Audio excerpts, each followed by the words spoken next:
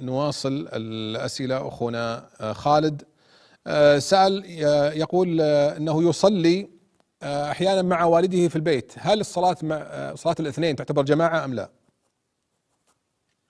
نعم، صلاة الاثنين تعتبر جماعة، لكن إذا كان الرجل هذا الولد ما عنده عذر يصلي في المسجد ثم يعود ويصلي مع والده الكبير التعبان اللي ما يستطيع أن يذهب إلى المسجد.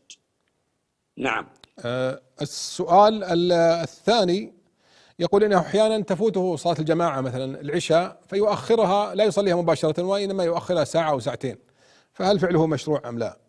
يجوز، لأن العشاء النبي صلى الله عليه وسلم يقول إلى نصف الليل، ونصف الليل أن يعرف بأن يعرف الإنسان وقت المغرب وقت الفجر، ويأخذ الوقت هذا ويقسمه على اثنين ويعلم حينئذ نصف الليل.